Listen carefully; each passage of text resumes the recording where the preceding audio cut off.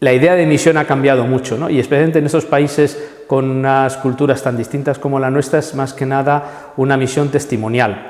Por un lado está el mantener y el ayudar pastoralmente a las comunidades cristianas que hay. Es decir, no olvidemos que el cristianismo no llegó ayer. En el siglo XVII y finales del XVI es cuando Francisco Javier está en Japón, cuando Matteo Ricci va a China. Es decir, que el cristianismo está presente en estos países desde hace más de 400 años en algunos sitios, ¿no?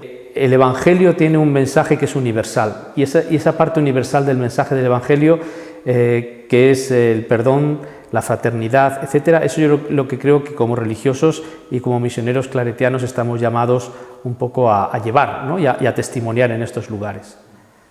Evidentemente que hay diálogo, especialmente en países como Taiwán o como Japón, también en Hong Kong, Macao, que hay una mayor libertad, podemos decir, social, ¿no? Y se puede establecer el diálogo en cuestiones de promoción social, en cuestiones de defensa de la vida, en cuestiones de derechos humanos, etcétera, pues muchas de ellas trabajan al unísono. Y en general, en estos países, la Iglesia Católica y otras religiones, pero lo que corresponde a nosotros, pese a ser una minoría, podemos decir que es una minoría cualificada, es decir, en general se ve a la Iglesia Católica como una voz importante. Por ejemplo, me recuerdo en Taiwán, en la cuestión de los aborígenes y sus derechos, y en la cuestión de los emigrantes y los derechos, la Iglesia Católica ha hablado mucho, ¿no? Porque muchas veces eso, objetivizamos a las personas, son simplemente trabajo, pero no son personas. Entonces, en esto la Iglesia Católica sí que ha hablado fuerte, o en Hong Kong también, ¿no? Que hay muchos emigrantes.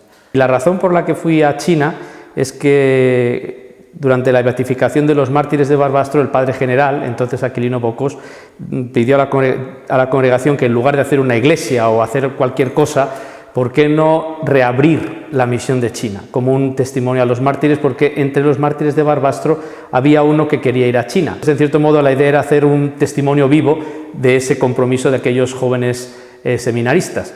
Y el padre general pedía cartas. Entonces yo escribí mi carta y llegó la primera. Y yo entonces era seminarista, entonces en principio no me habrían mandado, porque en nuestra congregación, al menos entonces, solo se mandaba a sacerdotes o ya con cierto... Pero dijo, bueno, como ha llegado la primera y eran seminaristas y tú eres seminarista, bueno, pues puedes ir. Se abrió esta misión de Taiwán como con la idea de empezar a preparar en el futuro claretianos que si algún día se abre China podamos estar. Y ahí estuvimos varios años, eso fue el año 94 cuando fui allí, y en el año 2004-2005 se vio la necesidad de estar dentro. Podemos decir, a mí cuando me preguntan muchas veces, yo siempre digo que los misioneros extranjeros en China es una especie de, sería como una mala inversión. Es decir, tienes un buen asset, ¿no? un buen dinero, una gente que es joven, que tiene mucho ímpetu misionero, mucha capacidad, y los mandas a un sitio donde realmente no puedo hacer mucho. Pero la labor, yo creo, una de las misiones que tenemos, yo creo, es también servir como puente entre la Iglesia universal y la Iglesia china, ¿no? También lo percibes en la gente, es decir, porque no todo el mundo sabe que eres religioso, pero a veces cuando lo dices ellos también lo aprecian, ¿no? El hecho de que alguien haya dejado su tierra y haya venido allí a cuidar de nosotros, también dicen, a estar con nosotros y a traernos el Evangelio, ¿no? Y bueno, yo creo que la vida religiosa y el Evangelio, una de las cosas principales es el testimonio, es decir, que es esa labor testimonial, aunque a veces en nuestro caso siempre es un poco callado porque no puedes, decir, oficialmente no hay un convento, no tenemos una dirección concreta, ¿no? Lo que ocurre es que podemos decir, bueno, tú vas, mientras no causes problemas, no toques algunas situaciones, en cierto modo es como bueno, si no molestas, eres ayuda, ¿no? Es decir, eres una ayuda porque estás dando clases en el seminario, estás colaborando con la iglesia local.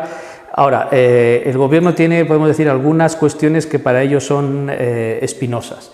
Por ejemplo, el nombramiento de obispos, así que no meterse en cuestiones de anillos, cartas, báculos, cosas de estas.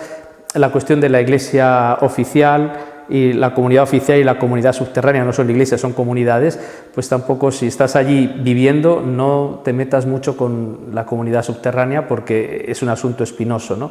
Y la otra cuestión es la cuestión de la política, es decir, no te metas en cuestiones de vamos a montar una manifestación o cosas de estas, ¿no? Ambas son importantes, ¿eh? Uno de los cursos que decía, la comunidad oficial porque está recordando a la comunidad subterránea que hay que evangelizar. Y entonces pues hay que estar fuera, no puedes estar simplemente subterráneo, hay que estar también con iglesias, con comunidades, con grupos y llevando el Evangelio.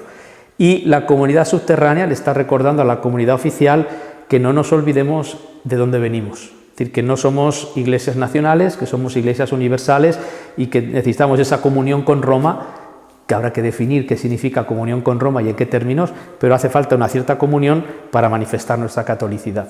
China es un país como toda Europa y un poco más, y luego con mucha más gente. Entonces, tienes sitios donde la iglesia subterránea, la comunidad subterránea es muy fuerte y el gobierno la permite, más o menos, porque si no sería enfrentarse al 30% de la población de esa zona.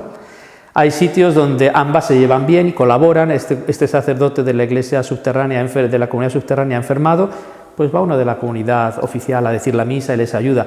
Y hay sitios donde no, ambas están enfrentadas por diversas cuestiones políticas o lo que sea, y entonces ahí pues se buscan mutuamente las cosquillas, ¿no? Y yo creo que para nosotros, más no meternos mucho en la situación, el futuro de la iglesia china depende en un 99,9% de los chinos y de sus sacerdotes, de sus obispos y de sus laicos, pero nosotros allí podemos ser, a veces yo creo que sería una misión importante ser puentes. A veces se oye, no, hay que evangelizar, o hay que, casi como en el pasado, conquistar China para Cristo. No, yo creo que en estos países asiáticos con una diversidad cultural tan grande y sobre todo la diferencia de concepción, yo creo que al menos en los próximos 100 años no creo que vaya a haber un cambio grande. Por ejemplo, en Corea sí que ha habido un cierto cambio porque hay un número, una iglesia un poco más grande, la coreana, pero Japón siempre se ha mantenido muy pequeñita y pese a los 400 años que lleva, Taiwán lo mismo. Pero yo creo que desde nuestro lado traemos esa idea de que bueno, evangelizar no simplemente es número, a veces es esa llama pequeñita que está allí de lo que significa el mensaje de Jesús para un pueblo, aunque sea una llamita y en una universidad que estoy dando una clase, pues pequeñito, ¿no? Pero nosotros nos sentimos parte de la iglesia mundial, y lo que pedimos a la iglesia mundial es que sea a veces un poquitín más, que sepa apreciar los diferentes contrastes y tonos que hay, ¿no? Porque no somos todos iguales o la misma mentalidad. Desde nosotros lo que la iglesia asiática va a pedir cada vez más es que Europa va a tener que empezar a abrirse.